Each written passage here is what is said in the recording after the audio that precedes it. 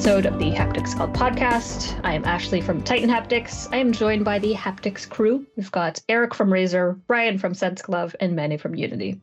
The Haptics Club is a team of people that are passionate about haptics. Our goal is to raise awareness of the amazing tech and people in the haptics industry and to foster interesting discussions.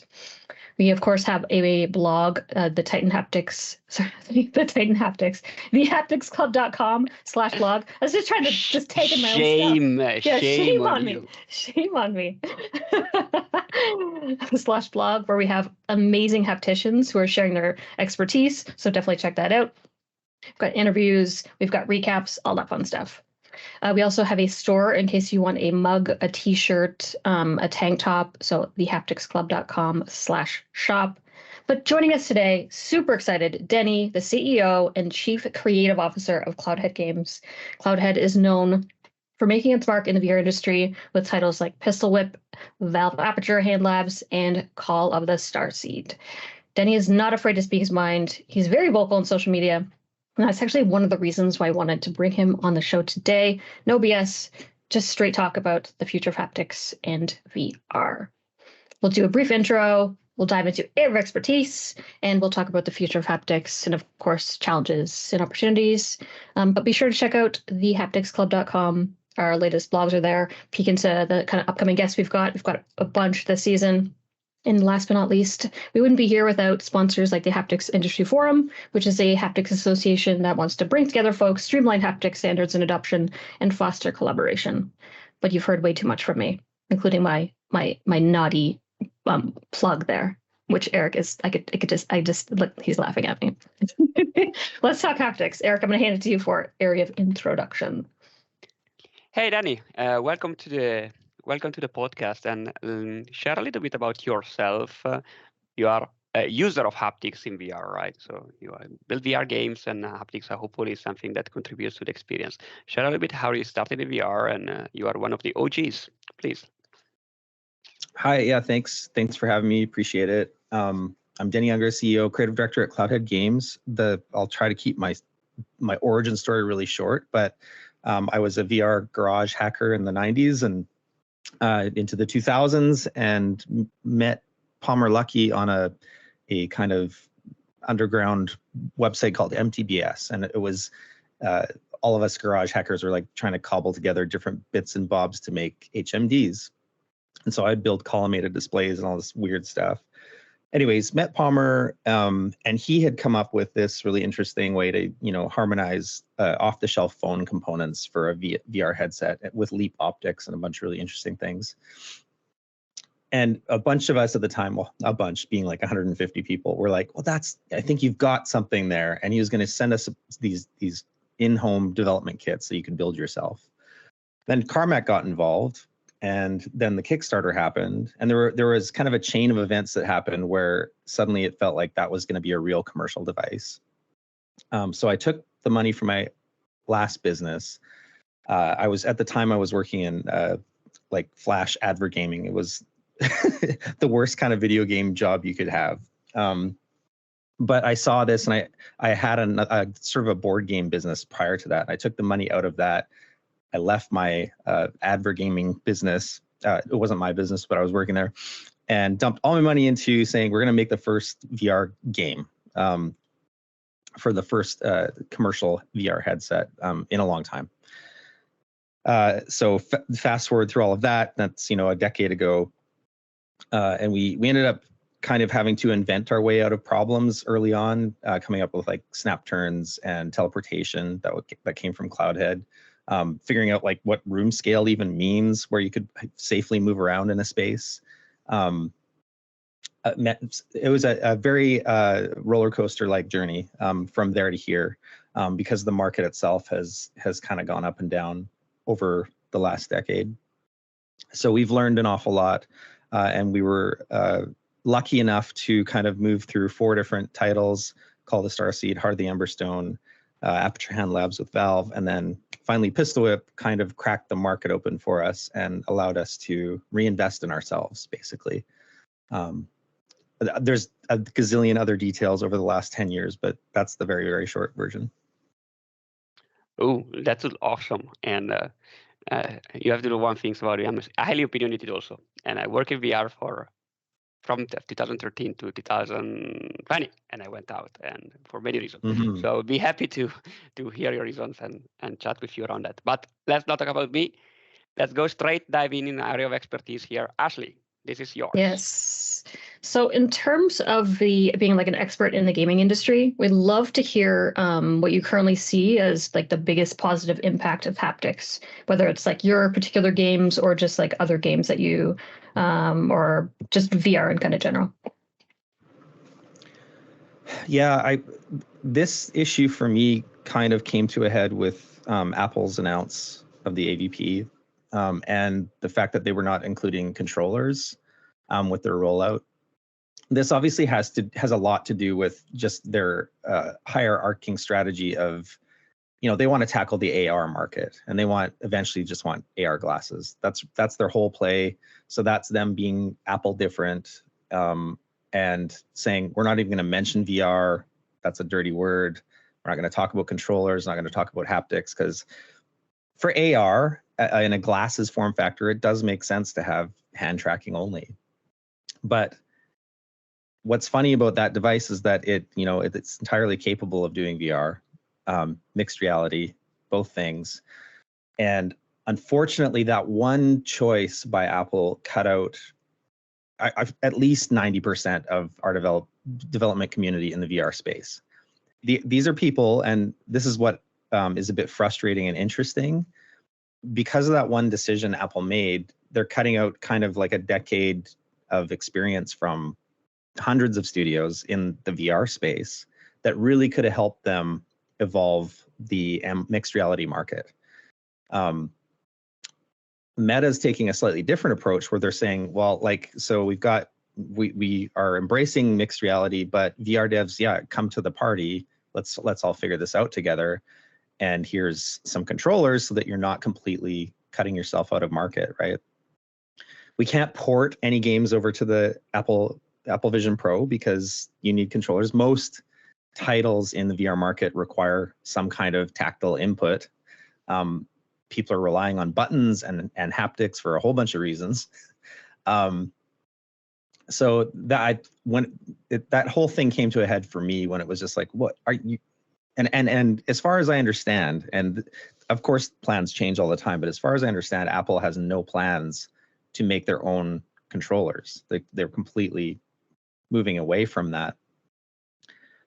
So you might say, well, that's fine. People can make hand-tracked games or hand-tracked experiences, and that market will be thriving. I don't totally agree with that. I think haptics are fundamental to human experience. Touch is fundamental. Like just these statements seem pretty obvious to me, but especially in XR, when you are creating a synthetic reality, you want to have all of those inputs firing for users. It's not just about visual and audio immersion. It's about tactile feedback. It's about haptics, really. So to me, it's a backward step to say, well, we're just going to rely on visual hand tracking, because what you're doing is you're taking away one of the body's main sense organs from that experience. That's backwards to me. If you're trying to drive deep immersion and presence, you want to involve touch in some capacity. You want to do that more, in fact. You just want to find the least friction that you can for the consumers to give them that sense of touch. And that could be anything. Like let's be clear about that. It could be thimbles to drive haptics on your fingertips. It could be, anything is better than nothing. But even that seems like a bit of a backward step to just say, well, we're just going to use thimble vibration as our haptic solution. There is so much potential, and as you are both well aware, there's so much potential with resistive haptics, especially on the hands, things that allow you to feel shapes, textures, heat, cold, but things that are resisting each fingertip so that you can actually feel an object. I still think that is our future, especially in the XR space, because if you can simulate the shape of anything, I mean, that's a massive game changer for a deep sense of presence and immersion. So I don't want to see the whole industry contract and react to the FOMO of, oh, well, it's just hand tracking all day, every day.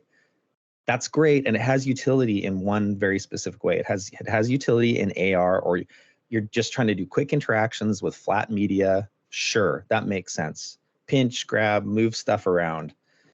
Fine. But when you're getting into deeper, more immersive experiences, you really want some kind of physical haptics occurring. And there's a whole bunch of reasons for that, including just kind of sense memory. We're creatures of habit, and we've got decades of users using controllers for different reasons. And this starts impacting design, our design decisions when we're building these experiences. What can I take of what the user already knows and understands and is comfortable with, and incorporate that into mechanical design as well when I'm building an experience? Anyways, I could blab on about that for a long time. Maybe I'll stop there. May I be absolutely extremely controversial here? Like brutally controversial. I mean, we are looking, Razer, right? We do peripherals for any types and any systems, even VR right now with the strap for the MetaQuest. And when I looked at the Apple Vision Pro announcement, and I'm sure I will not break an NDA in this because I didn't share it with anybody I signed an NDA with, is that I think it's deeply misunderstood as a product from the VR market and the MR market. And I think the VR and MR market are not considering one type of form factor of games that I think would make the success of the headset, or at least would contribute to that. Which is, right now in VR, it's all around standing and interacting with your body with an avatar, or at least something that you control with your body, with a one-to-one or one-to-n impact, right? So you need to move, and that drives a deep sense of presence, that deep sense of the immersion that the VR user loves. However, that is counterproductive for extremely long gaming session, because you need to stand, you need to move. It's a short session, which means that it's tough for a lot of people. Enjoy this if they have locomotion problem, if they have huge issues, that whatever issue it is, and it creates some friction because you need space. Sometimes you don't have space, and you need to trick out, this pass through and see your object. However, in the announcement of Apple Vision Pro, you have controllers. It's compatible with Xbox and DualSense natively. And you have Xbox Live. But you have a 3D system. So what's preventing to get a 2D games to the 2.5D? Pretty much like the volumetric video that they showed, which I cannot guarantee, neither confirm nor deny that they are fantastic.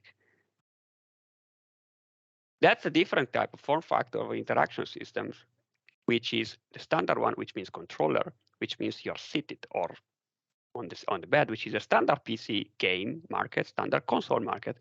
However, we expanded immersion capabilities because of the depth. And when I saw the Apple Vision Pro, I was excited because whoa, we can do that. And that's awesome. And that's what I'm struggling to understand right now a little bit in the VR market. I said, look, guys, they open you a new medium because that screen is so high resolution that you can allow yourself to build, let's say, PC-like gaming with 2.5D form factor that are much more immersive, with a potential future install base of device, hopefully that is in the hundreds of millions, because it's Apple. What do you think about that? Yeah, essentially Meta is doing the same thing by cracking open Xbox Live or whatever. They're letting you sit on the couch and play video games. That's fine, but that's, to me, I guess the distinction here is that I do draw a pretty large distinction between flat mediums or even watching 3D content and being in a fully immersive experience. It's a market for sure, but that market is a weird one for me because it's basically just trying to replace sitting on the couch staring at your TV playing an Xbox game or whatever, which is fine. That's a great feature, but it seems like a kind of a minor feature set, to be honest. I can see different applications for that where it would be successful for, you've got a busy living room. There's 4 people in your family, and not everybody can be on the TV at once. So yes, having your Meta Quest or your AVP on your head will solve you need an extra screen in your room. So, and that's a market. Where I get hung up, I guess, is that from a developer perspective, we need to understand what hardware is being included in the system or what is native to Apple. What is Apple itself supporting as a hardware standard? When you start getting into like, well, yeah, it's going to support third-party peripherals, I can't build for that. I can't afford to build for that because that's a vast landscape of I don't knows. Like there's we need platform parity is another way to say this. To build any kind of immersive experience that's really driving deep presence, that's fully immersive, we have to be on all platforms to make the money make sense, the investment makes sense. We can't just develop for Meta. We can't just develop for PCVR 2 or PCVR or PSVR 2. We have to develop for everybody to make the money make sense. So hardware standards are really important, and hardware parity is really important. And we've finally gotten to a place in the VR industry where controllers have started to homogenize and become very standard. We've got similar inputs across all platforms, and that's great news for developers because now you can actually design around that and make safe bets around that. Apple's kind of throwing that out the window, saying, well, yes, we'll support some kind of third-party peripherals, but that's not something I can design for. That's where I get hung up with what you were just talking about. Fair. It's fair because you're designing for a medium. And I was just, let's say, I was just surprised that no more people were excited about this free immersion medium for the form factor, where basically every customer is used to. So you're selling, yeah. I think that'll be a decent market for sure. Apple's whole thing, like not much is going to change for Apple. They're promoting a ecosystem that supports their kind of stock and standard flat screen market. They're giving you a new way to project apps in a spatial medium. And I agree with you, but on the other side of this as well, though, I think we're moving into an era with spatial computing where sitting on the couch should be an option. As an accessibility concern, you should be able to sit on the couch in most of these experiences. It should be one of the design priorities. Like, yes, this is a very physical medium, but options. You should always have options for people who can't move around or don't have a ton of space. I think that's kind of just a design lesson we're slowly learning over time as well. Some things just aren't going to be as deeply immersive if you can't get up and move around. So there is going to be some kind of dividing line there. But I mean, let's say it's the same things that is happening between controllers and mouse and keyboard, right? It's that you have an aim assist on controller and you have mouse and keyboard that are much more precise. So, and if you think about that, it's an input problem, right? And you have a medium, you're much more precise with the mouse, much more physical, much more one-to-one related, and you have a pros and people that are fun for that. But that's actually not the majority of the FPS player are playing with controllers, with aim assist, and it's a different set of input paradigm, but at the end of the day, same game. So, yeah. There's some kind of abstraction layer between those things.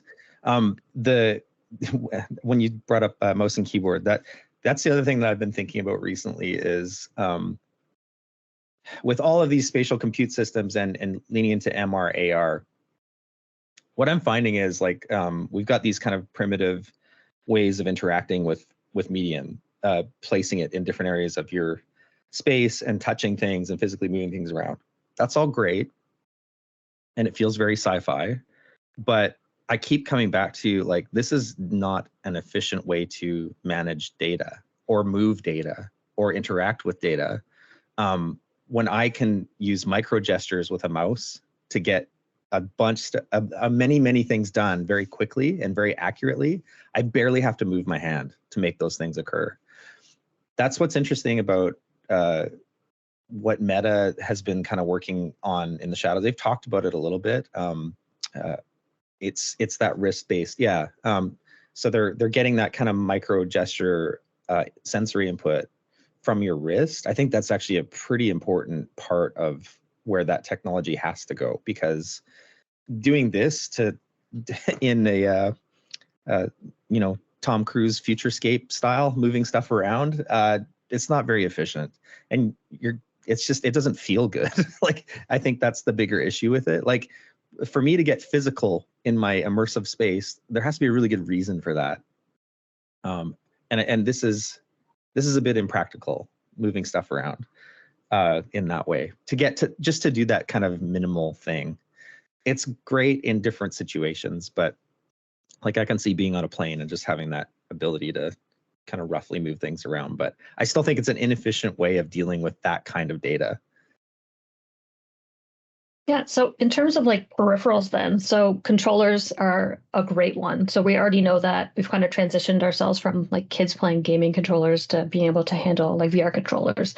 What other types of supplements to having that would maybe make sense? Like vests exist already. You've mentioned like the wristbands. There's companies that make gloves. Like, what other things do you think could swap in and be like either great or what good enough?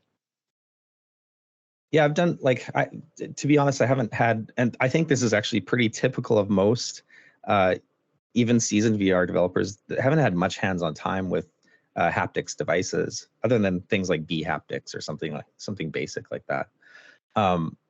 But from an outsider's perspective to the haptics hardware world, I feel like there's a missing piece here.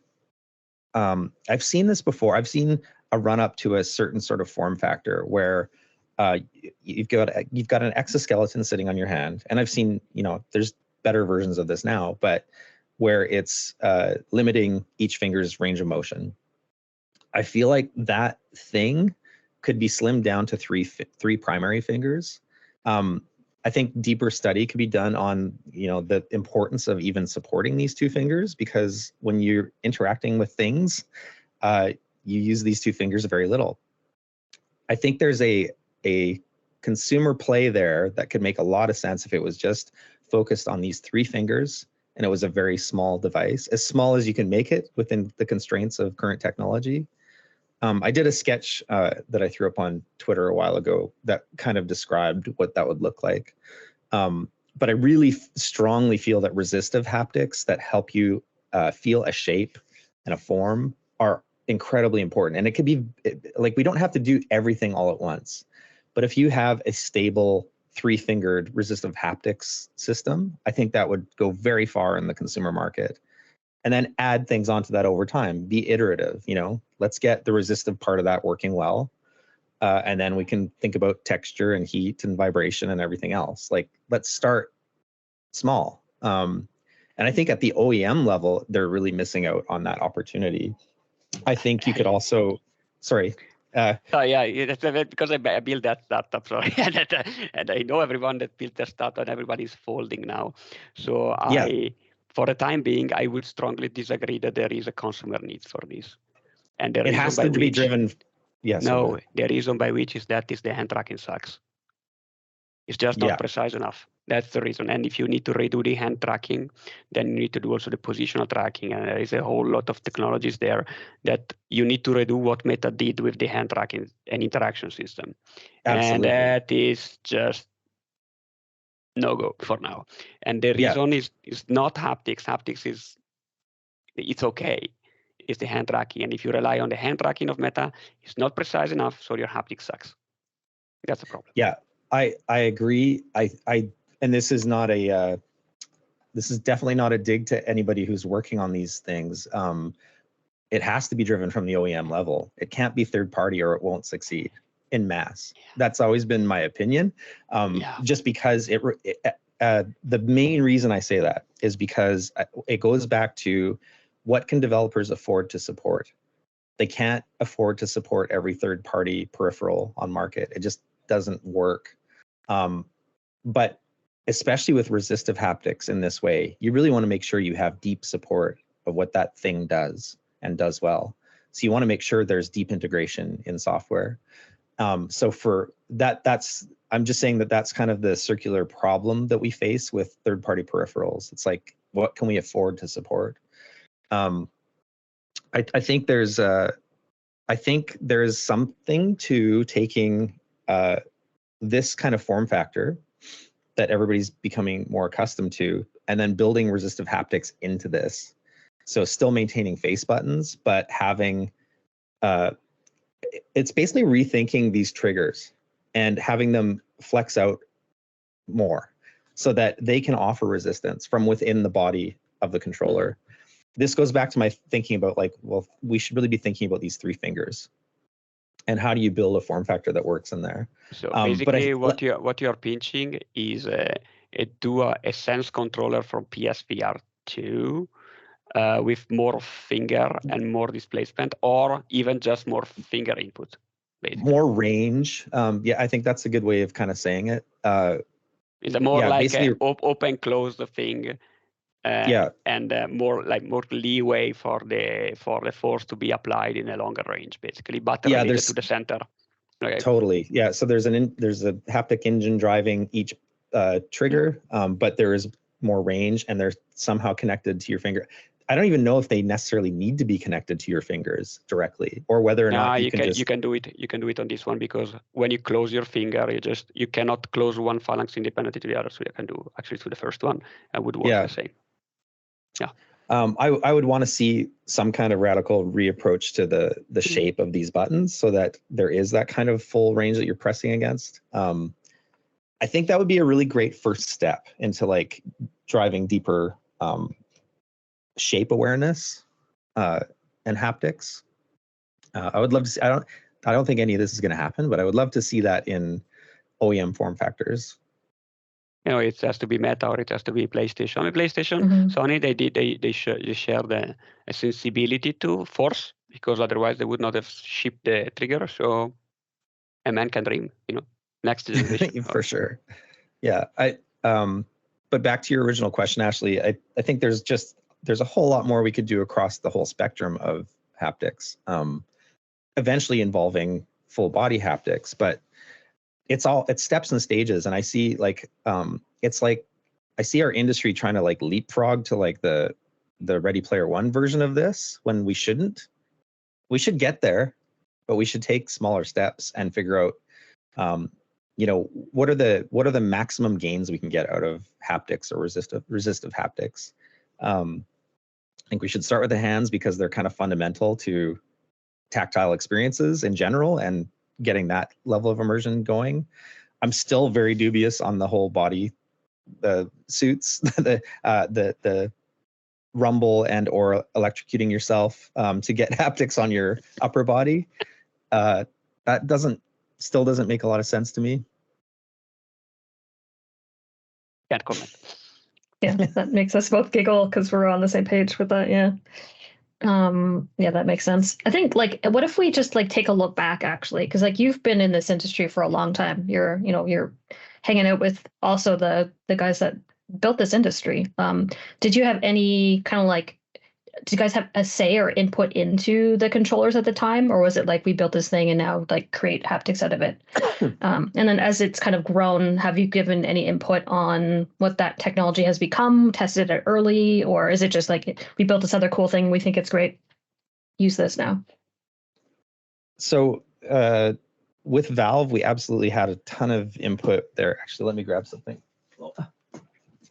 Ooh, show and tell. if for someone who's not watching the YouTube and is listening on Spotify or Apple, Denny has the most amazing background of so many different types of technologies. It probably takes the entire episode to name off everything he has behind him.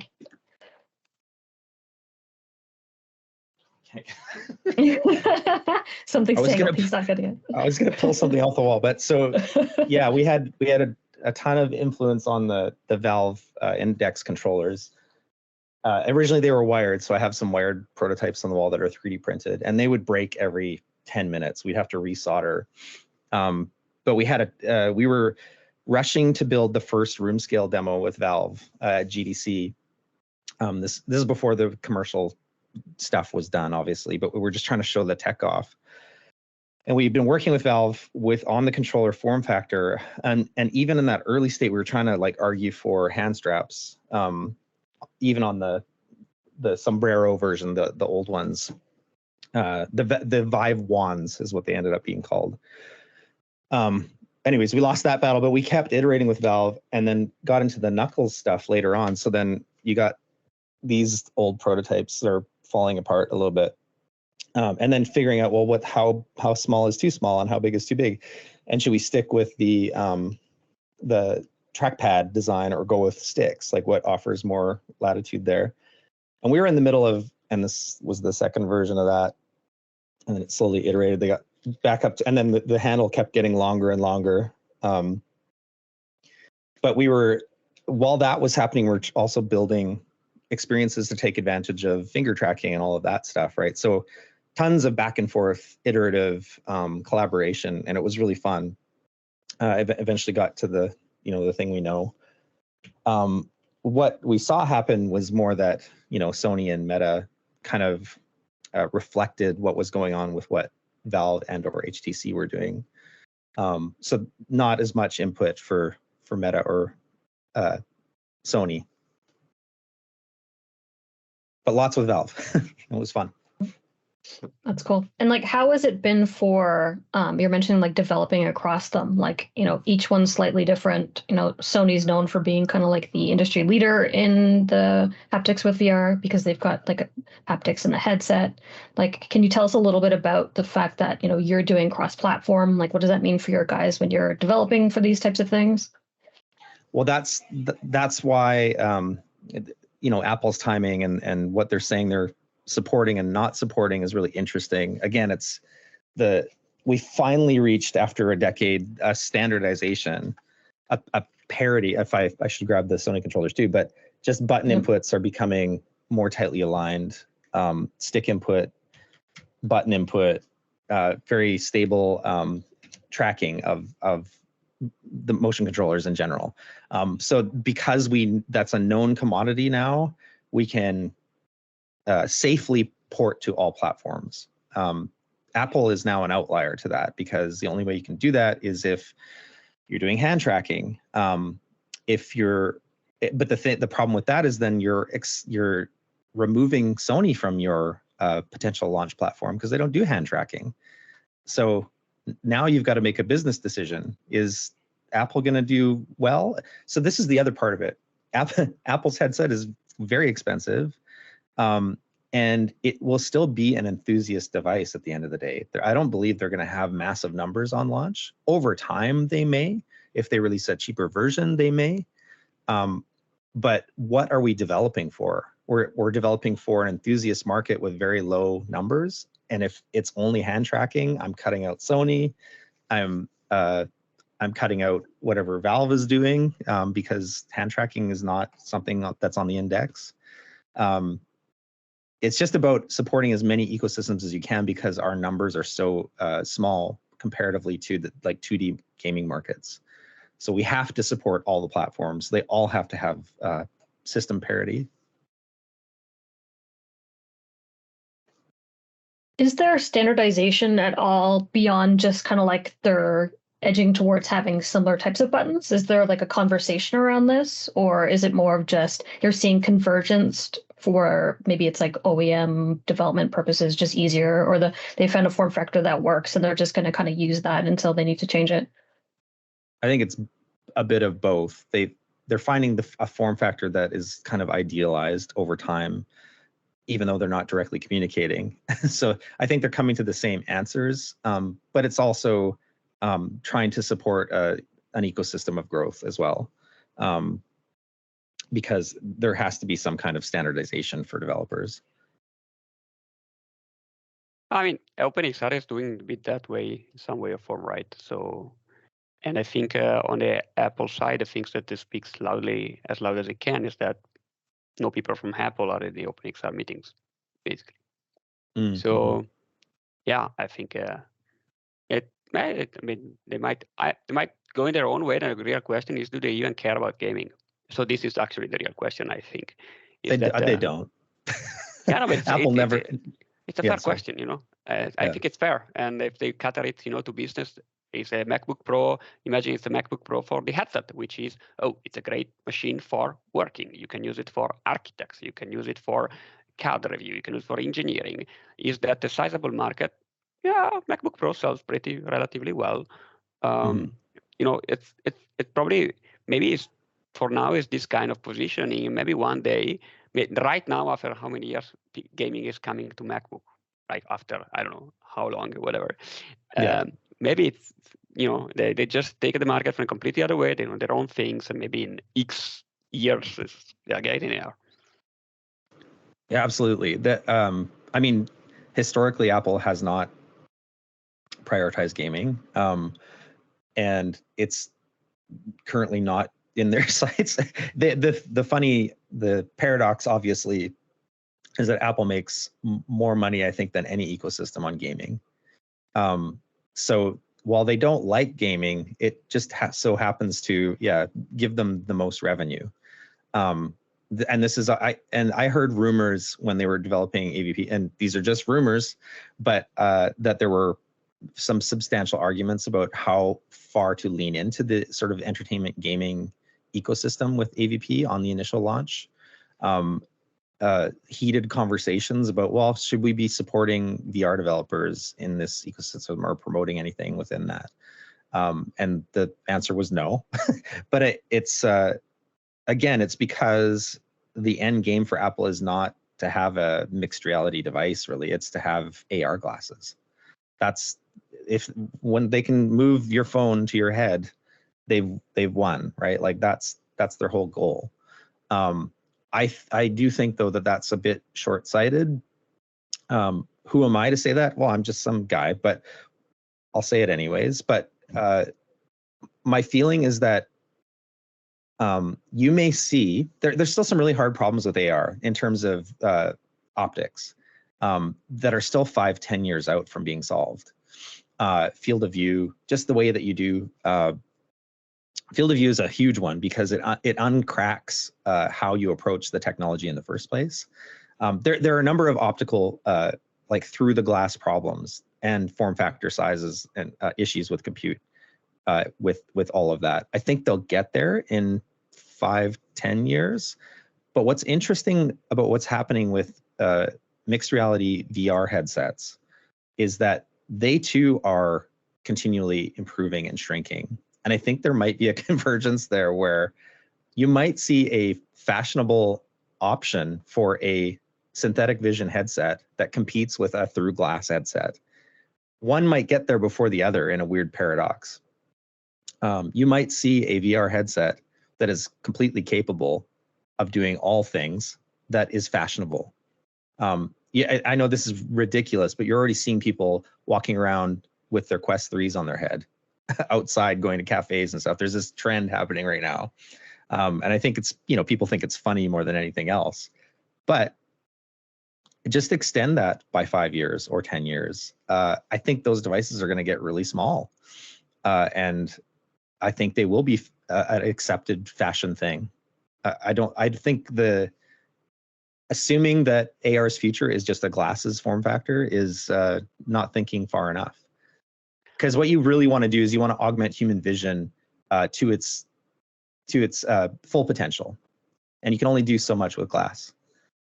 I have a question here for you. That as a gaming market, we look at the gaming market. If you look at the gaming market, it's historically divided in three. It's like a core gamer, And there are like casual gamers, which are mobile gamers, and there are people in between that are the Nintendo's people, fundamentally, basically. And right now there is a bit of mixing up because there's come out the Steam Deck that is bringing the core gamer into more like in the portable way. And but the huge difference between, and of course, mobile controllers that you can plug into your phone and maybe you can try to get better interaction on mobile phone. But that's is going away. But the point that I want to make is that there is a whole market, which is a mobile market, which is defined by the form factor and interaction strategies that you can have on the mobile phones, right? So, at the first, how do we call the driving games on mobile, you were controlling everything. It sucked a lot because it was really hard. Right now, you basically cannot do anything. You just need to swipe right or left just to get where you want to go. So they want to reduce at the maximum the number of interactions that you have to reduce frustration. But if I project myself into the VR in the future, I said, oh, there is this fully immersive system with the controller, and then you can actually, this is really to the hardcore gamer because mouse and keyboards is more control, more challenge, more immersion, more fun. And then you split it out, you go outside, you have AR games, I don't know, Pokemons, whatever it is. And you have hands, you have limited interaction systems, pretty much like microgesture, but the two just don't overlap both in the end customers, both in the interaction strategies, and both on the design of the games for. What do you think about that? Yeah, well, and that's why mixed reality XR AR are so weird, because they offer the potential to do all things. So there are modalities where you can have any of those experiences in XR.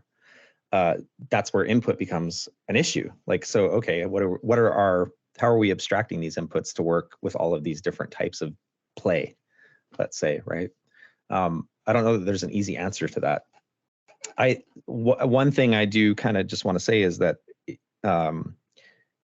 possibly one of the frustrations with how Apple is approaching it for me is the medium is better than that. It's stronger than that. It's more capable than that. It has much more potential than what I'm seeing there. Like, that's a good starting point. Allow people to access their 2D apps. Wonderful. But the medium itself can take you anywhere, and you can be anything. And we should be diving more deeply into that. I actually think that AR, I think the potential of AR is really does push back more into mixed reality, in that users will want to make their spaces better. We're using depth sensors in a really primitive way right now. But I think in future, what that will really look like is we'll be able to reskin our environments to look like anything. So it'll be spatially aware of everything in your room, but it will reskin it to be whatever you want it to be. You'll be living in a castle or on a beach or whatever. You'll be changing your environment to suit your mood and your needs, not just decorating your dirty living room with little apps. Like that, to me, that what we're seeing right now is like very, very primitive baby steps towards something that actually ungates a deeper manipulation of reality. I don't know if that answered anything you were just saying. No, it does. It's just that from a gaming perspective, what happened is that the abstraction of the input just didn't happen. I mean, people tried to project the controller on the screen of the phone. Yeah, it just didn't happen. Mm-hmm. And basically, you have. And then what happened is actually pretty crazy. Is that after we do that, we have a controller and we create a software overlay to remap button, so tap input on the screen on the controller, the other way around. So we have a more capable input system, which is the controller, that remaps over the simplest input system, which is a touchscreen, to allow a better gaming ergonomics, but with mobile games, which have a better experience. So basically, usually, I mean, at least what usually happens is that if you have more capable system, you can always find a way to abstract the least capable system. The other way around, you make assumption, and they usually suck. At least. Yes. Well, this is why haptics and XR is so important. Maybe you're essentially saying the same thing, but if you have some kind of resistive haptic system, you can mimic the shape and input of anything. So like that's the abstraction that makes this make sense to me, is that so I can be in an Apple Vision Pro and I want to play a phone game that's in my library that I've had for 5 years. I pull that out and suddenly I can feel an artificial phone in my hand, and I'm mimicking what the natural way to interact with that system is. But I'm not constrained by my input. My input is changing and morphing to suit the medium. And that's where I get really hung up, is like, what is the best thing for our medium? It's not to move away from haptics. It's not to just move into hand tracking. It's to embrace haptics and push that even further. Because I think we can get form factors down over time. Like, I mean, we do this all the time with all the other hardware. There's absolutely no reason we can't further reduce resistive haptics architectures to be smaller and lighter and more consumer friendly. I'm with you here. Yeah. What do you think is like the biggest barrier to that? Like, technology we've seen is very capable. Is it consumers and like abilities? Is it OEMs and, you know, questions about the market? What do you think is the key factors? Right now, there's very few companies that can afford to build hardware in this space, right? So when you take Meta or you take Apple, they're both competing to get to some kind of AR device. So for them, a priority seems to be hand tracking. Visual hand tracking is kind of the priority, because they're only thinking in this narrow corridor of, well, okay, how can they interact with their apps quickly without having to put anything on? Reducing friction, and I totally get it, by the way. When I'm saying all these things, I understand the strategy. However, that strategy is not, it's not leaning into a future where the potential is wider for XR in general, for deeply immersive experiences. I feel like, you know, companies like Valve might be an outlier here in that they, and Sony for that matter, they're fully embracing immersive mediums as immersive mediums. They're not saying it's anything else, right?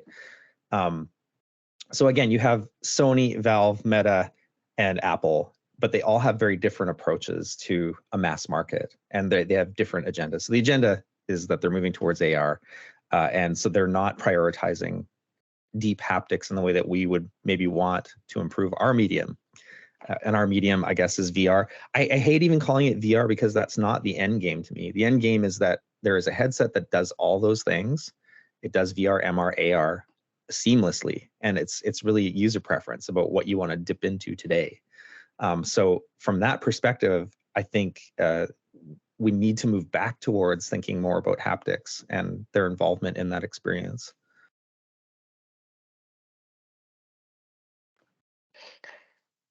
Amen. We're kind of rounding. I was like, yes, preach, Denny. We're kind of rounding down to our next section, which is a very exciting one, my favorite one actually, which is on the future. And we've kind of touched upon different areas of the future as you see it, but I want to get your kind of like personal opinion on where you think haptics and however we want to call it, MR, XR, VR, how this kind of world will look in say like 20 years. Let's go like further than you've spoken. What's that look like? One hope I have, because we've talked about some of that already, but one hope, because I think it's inevitable. What we're moving towards is, you know, AR mixed reality glasses, and it will probably be visually hand tracked. That's where the money's going. That's, you know, that's where the OEMs are leaning, and the dominant ones will just push forward with that vision. My hope is that with things like, I'm sorry, what do you remember what the wristband was called that they were working on at Meta? I'm so sorry. Yeah, it's Project Tasby. No, Tasby is the haptics. It's a Control Labs technology that they bought like a few years back. Right. Yeah. It's a Control Lab. And they're getting subtle nerve signals from the wrist to drive. Yeah, they're getting muscles control signals from the muscles themselves. Sorry, the tendons here. That because the muscle of your fingers are here on the the arm, and basically they get here the muscles and they connect them to the model to the fingers, so they reconstruct the finger from here. And using AI, they're hoping that they can interpret those signals, those nerve signals, and you won't even have to move your hand. Is one of the goals. I know that, but the reason I'm going there is my hope is that that kind of technology is further exploited, so that we get into an area where we can mimic sensory input through a wrist-based device. So in 20 years, my hope would be, okay, yes, I'm picking up nerve conductivity signals for movement, but now I can also infer force or shape within that same loop.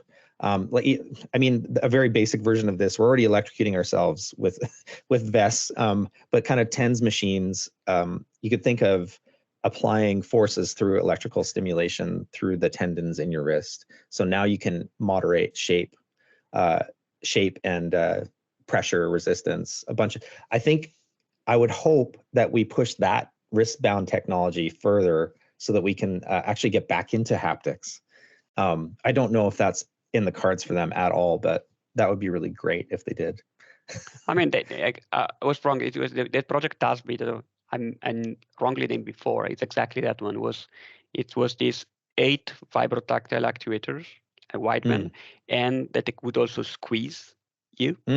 And it was these 8 modules that I think, and I mean, if I would be them, I would couple them with the hand trackings and creating these multiple actuator endpoint that could use to generate these haptic feedback. I'm not so bullish onto the direct nerve thingy because whatever, but that's I think what they showcased a couple of years back at World Haptics, if I remember correctly. Yeah, that would be wonderful. Like non-invasive haptic stimulation would be amazing. I would love it. I would love to see us go there. That also goes back to like another haptic device that isn't talked about a lot, but there's been a ton of research on is galvanic stimulation of the inner ear to stimulate forces, velocities. I don't know if you've looked into that very much, but there is a way to stimulate that part of your inner ear so that you can feel accelerations and forces. And it's relatively safe over, I think we're getting on 20 years of research into that.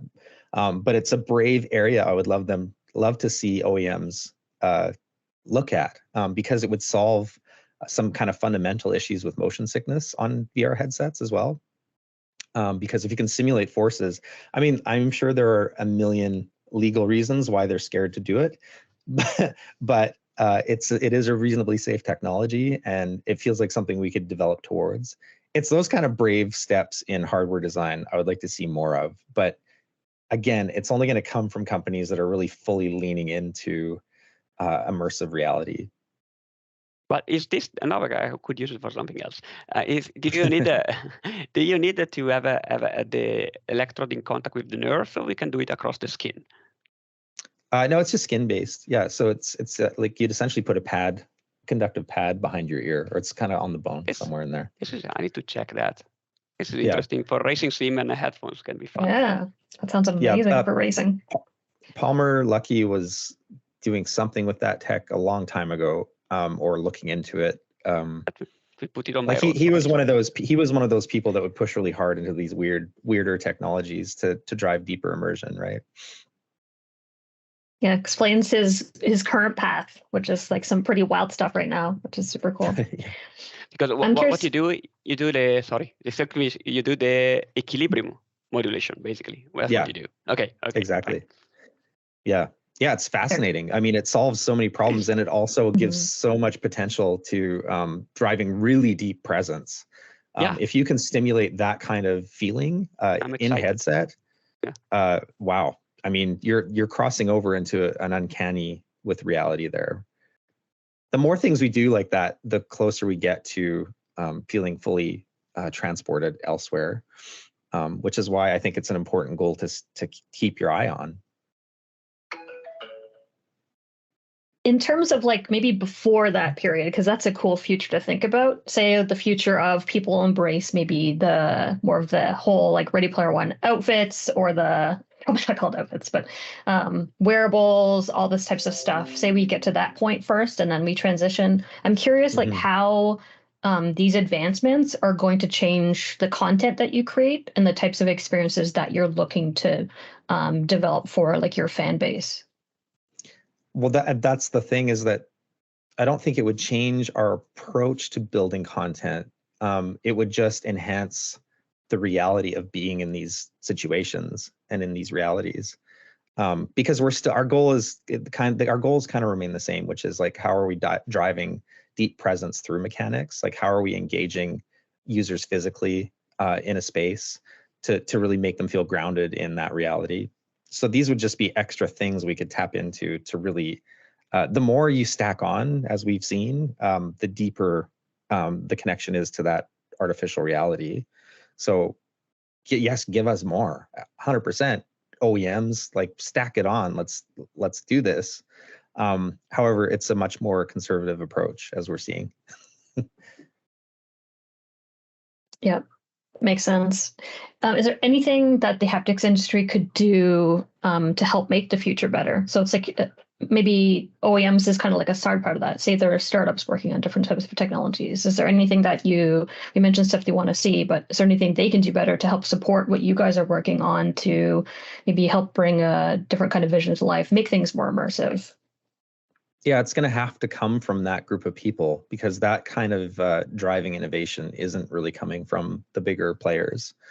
So they shouldn't stop, because I think it's the answer, at least for some kind of nearer term physical hand haptic system, is going to come from that group. So they need to keep pushing. And once that answer is found, it'll probably be pretty obvious to everybody, well, yeah, of course you should do it that way.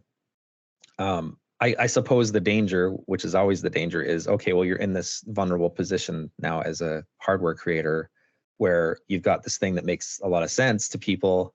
Is that going to be aped or copied by another major player, or can you enter into some kind of engagement with them to try to sell the technology?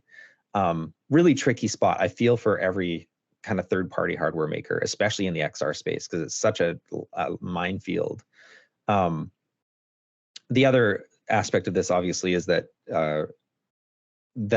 enterprise is always going to gravitate towards those things first, it seems. Industrial design, stuff like that, those are the kind of areas that will use it first. Do I have good advice? I don't have any good advice. I want to see that technology evolve, but I understand what a minefield it is for those developers to do anything. Or be open about what they're doing, because they are worried about their ideas being stolen.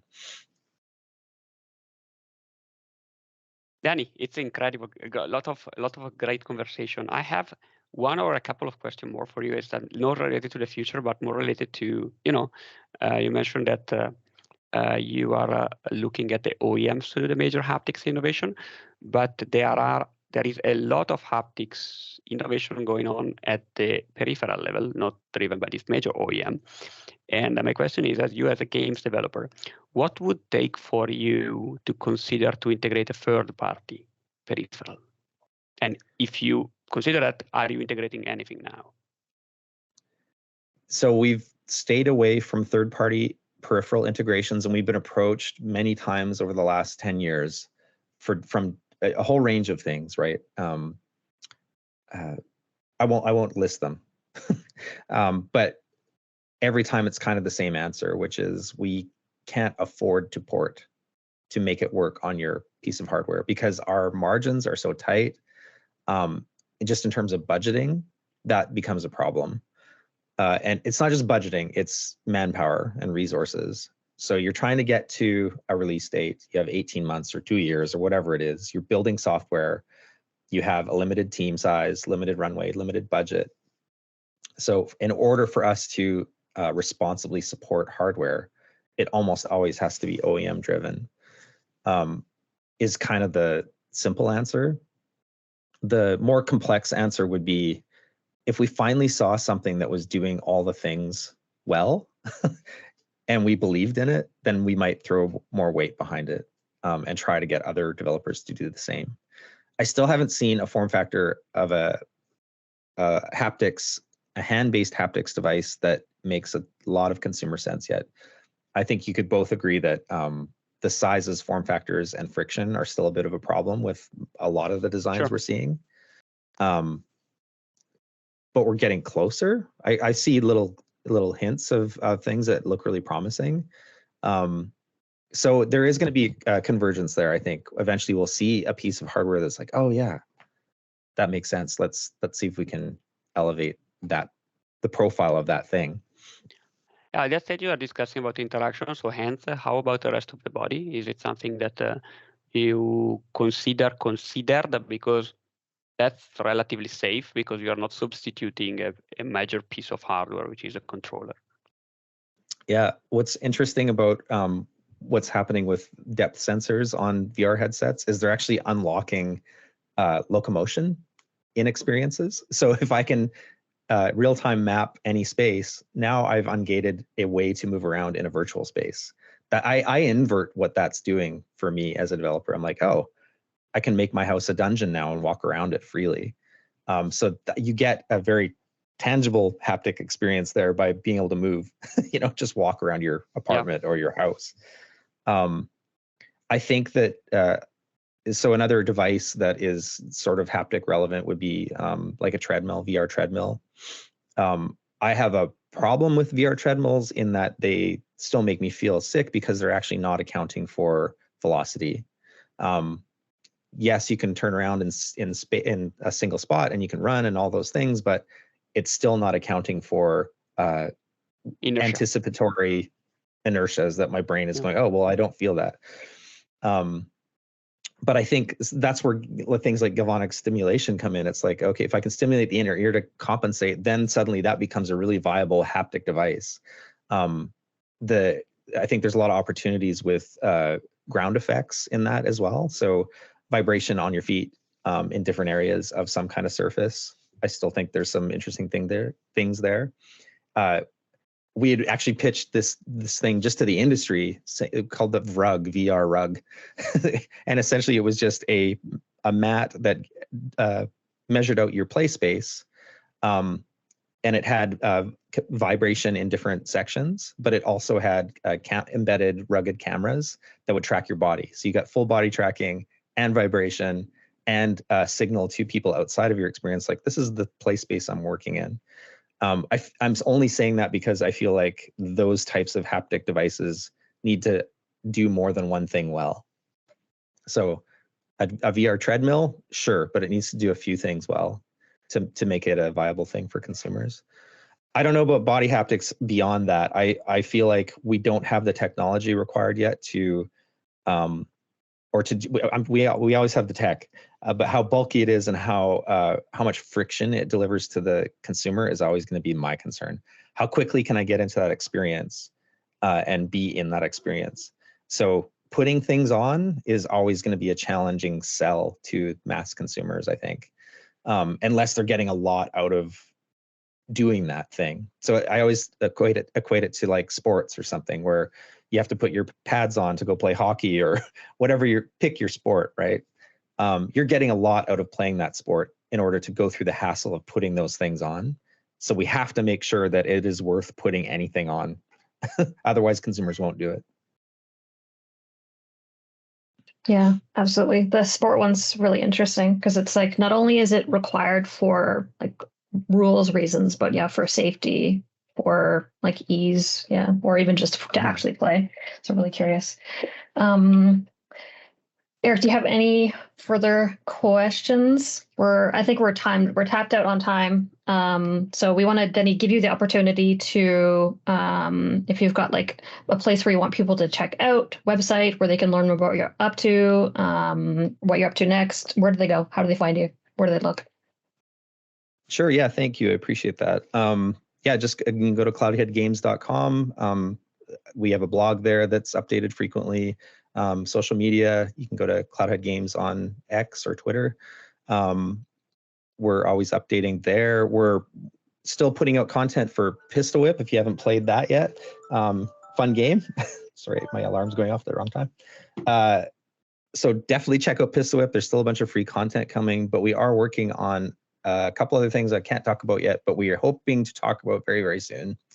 And that's it. Sweet. And as a side note, that rug, I hope it was called Magic Carpet just for the sake of marketing, of fun marketing purposes. But it's so cool, Denny. Thank you so much for taking the time. We had a blast. You just like answering our questions, getting to know you better, your expertise in the industry.